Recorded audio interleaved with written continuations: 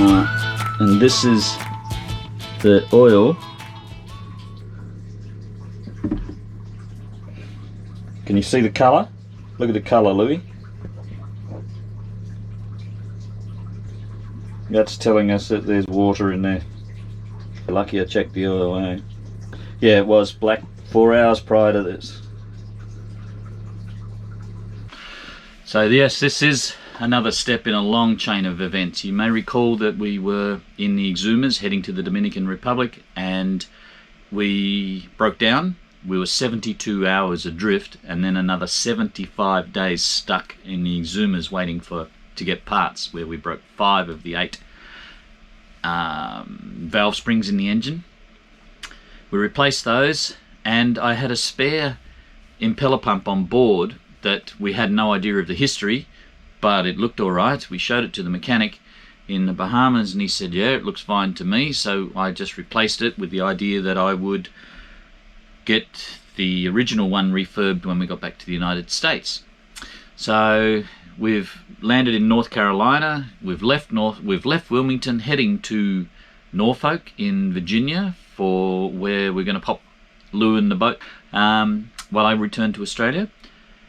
And unfortunately, the spare impeller pump that we had, its seals had broken. So again, we put raw seawater into our engine crankcase. Luckily this time though, I checked the oil before we left Wilmington, and when we got to Carolina Beach I checked it again, and that's when I noticed that there was water in it. So yeah, so the process was, we drained that oil out, the contaminated oil out, then I put in diesel, raw diesel, let that slosh around, didn't start the engine, let that slosh around for a day, then suck that out, put in more diesel and let that slosh around, suck that out. I went to Greens Marine, and I'll tell you about them in a minute. Greens Marine sold me some old oil that they had sitting on their shelves from the year 2000, so it was absolutely really no good for anything but the job that I did. So thanks Greens Marine for that. That was a really cheap deal. Anyway, put that in, let that slosh around. I actually started the engine on that old oil for, I think it was about 20 minutes, and then drained all that oil out, and obviously replaced the filters, the oil filter all the time in these changes, and then put in the last lot of diesel, the last lot of oil, and everything appears great.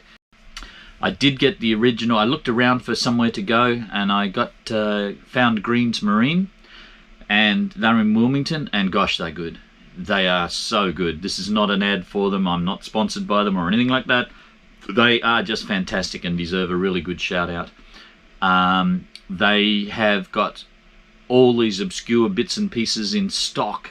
Their stock levels are amazing, and they charge me half an hour's labor to refurb one of these pumps. So this pump, I don't know whether you can remember it, was dirty, grimy, etc. They polished it up. They've redone all of the seals in here, and they charged me half an hour's labor. I'm stunned. So thanks Greens Marine. By the way, that's the seal there that goes onto the crankshaft. That seal there is what broke. The seawater comes in from here and is pumped around the engine there, and then out the exhaust. So once again, if you ever need anything, contact Greens, and especially for a Volvo, but for anything, contact Greens Marine in Wilmington. So yeah, big shout out to them.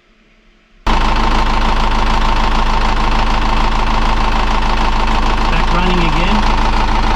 Pump up there, it's nice and dry, no water getting out of it, throughout it. I'll go and check that. Hey. Yep, water coming out. Pretty good flow. Bit smoky, but that's to be understood because I've had diesel oil through the engine, trying to get rid of some of that oil, the old oil. Pretty happy with that. So what happens is that I suck water in from outside the boat, and it goes through what's called a heat exchanger, which is just a big tank, and then after that it takes the heat away from the engine, and then it mixes with the exhaust, the smoky exhaust out of the engine, and comes out right back where you're looking right now. That's the way a marine engine is cooled, as opposed to a car engine which uses air to cool it. Okay,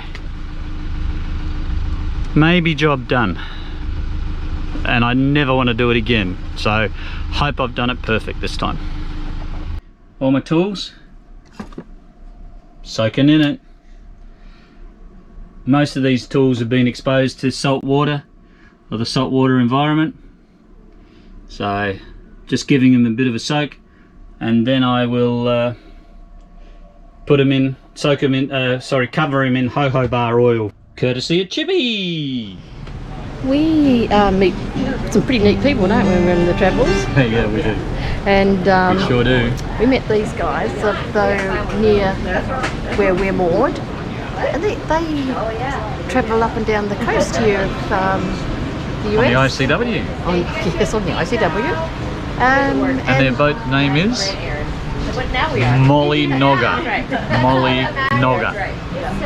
Yeah, and anyway, they gig at different places up and down the coast. And it pays the cruising bills. So, we thought you might like to have a look at them, and then you can subscribe to their channel to help them along. Oh, they call themselves the sail bums, I think. I'm pretty sure they do. I think we call ourselves the sail bums, don't we?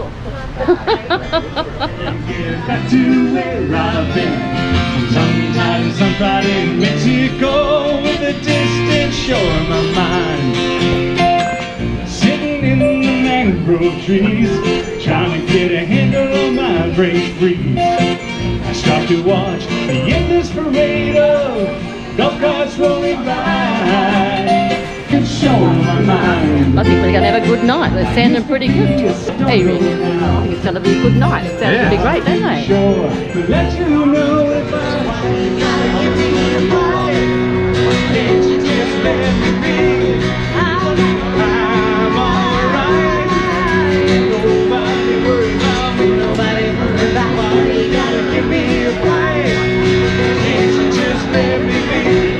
These guys are so cool, aren't they? They're so great. I've got a song for you. Put her in the water, she'll be fine. Great song. And we'll leave a link below for that, because you sailors will just so relate to it. It's perfect.